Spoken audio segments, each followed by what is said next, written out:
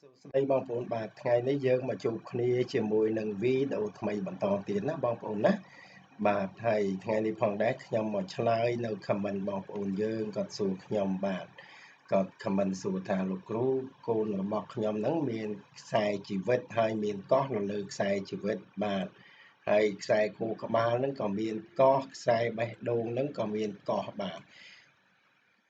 កោះនេះណាបងប្អូនត្រូវយល់ថាបើសិនជាកោះនៅខាងលើនេះណាបងប្អូនណាគឺត្រូវប្រយ័ត្នរឿងរូបបេះដូងប្រព័ន្ធផ្លូវដង្ហើមជាដើមណាបងប្អូនណាហើយប្រព័ន្ធសរសៃឈាមបាទទោះតែក្មេងក៏អាចត្រូវមានបញ្ហាប្រព័ន្ធសរសៃឈាមឬក៏រូបបេះដូងនឹងផងដែរណាបើសិនជាមានកោះនៅចំណុចនេះបាទបើកោះនៅចំណុចនេះឲ្យគាត់ប្រយ័ត្នរឿងកាពះពោះវៀនប្រព័ន្ធរំលាយអាហារជាដើមណាបងប្អូនណាតែបើកោះនៅខាងក្រោមនេះគឺឲ្យគាត់ប្រយ័ត្នរឿងផ្លូវបន្ទោបង់បាសវៈឧច្ចរៈអីហ្នឹងបាទបានន័យថាមូតលិមួកអីហ្នឹងណាបងប្អូនណាឲ្យគាត់ប្រយ័ត្នតែបើកោះនៅខាងក្រោមនេះឲ្យគាត់ប្រយ័ត្នផ្នែកជើងណាបងប្អូនណាបើកោះនៅខាងលើនេះឲ្យគាត់ប្រយ័ត្នផ្នែកដៃបាទណាបងប្អូនណាអាចនឹងមានការធ្លាក់គ្រេចឬបាក់បែកបាទកោះគឺមានតាមកន្លែងណាគាត់សួរខ្ញុំអត់ដឹងថាកោះនៅចំណុចណាទេអានេះខ្ញុំគ្រាន់តែបង្ហាញឲ្យបងប្អូនរៀនសង្កេតមើលកោះដែលមាននៅលើខ្សែជីវិតរបស់យើងនៅចំណុចណាក៏យើងមើលទៅតាមនឹងទៅណាបងប្អូនណាបាទចំណែកកោះនៅលើខ្សែខួរក្បាលបាទបើខ្សែខួរក្បាលនៅចំណុចខាងក្រោមរាងដៃនាងនេះឲ្យគាត់ប្រយ័ត្នរឿងការគិតណាបងប្អូនណាអាចធ្វើឲ្យប៉ះពាល់ទៅដល់កិត្តិយសគេឈ្មោះបាទគាត់គិតអ្វីច្រើនតែខុសបាទច្រើនតែ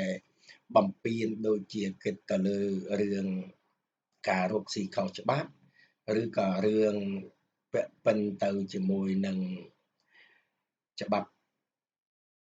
រដ្ឋប្រវេណីអីដូចជាមានការចាប់រំលោភចាប់អីចឹងជាដើមណាបងប្អូនណាបាទតែបើកោះនៅចំណុចនេះគឺគាត់ពាក់ព័ន្ធជាមួយនឹងបញ្ហាសេដ្ឋកិច្ចការងាររបស់គាត់នឹងឯងច្រើនតែគិតខុសណាបងប្អូនណា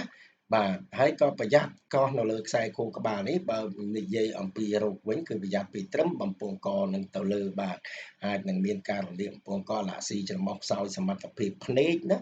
ឬក៏ត្រចៀកអាចនឹងថ្លង់ឬក៏អាចនឹងមានបញ្ហារោគត្រចៀករោគភ្នែករោគច្រមុះអីជាដើមអញ្ចឹងទៅណាបងប្អូនណាឬបំពង់កអាចនឹងមានការដុសសាច់ត្រូវវះកាត់អីអញ្ចឹងជាដើមណាបងប្អូនណា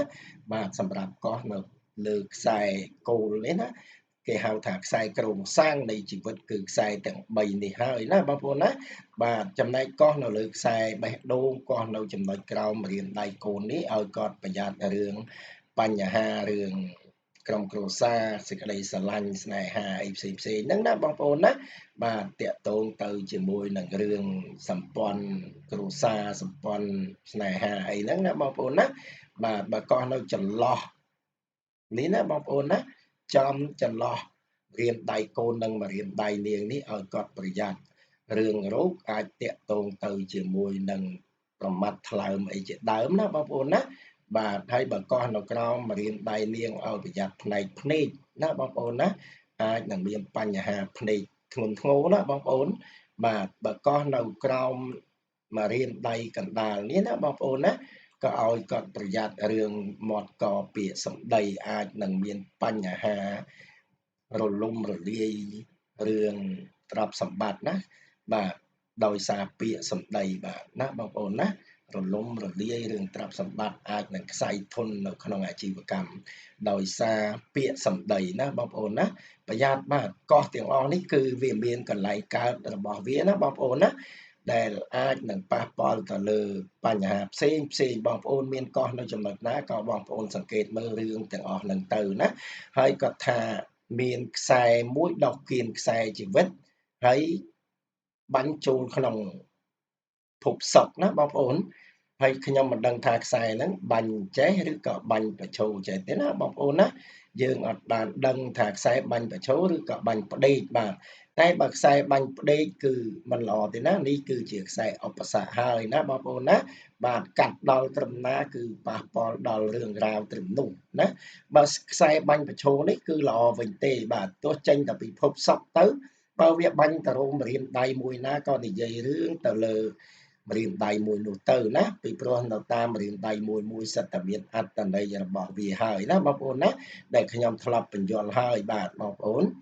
បាទអញ្ចឹងវីដេអូហ្នឹងថ្ងៃនេះក៏គ្រាន់តែមកឆ្លើយ comment បងប្អូនយើងដែលគាត់បាន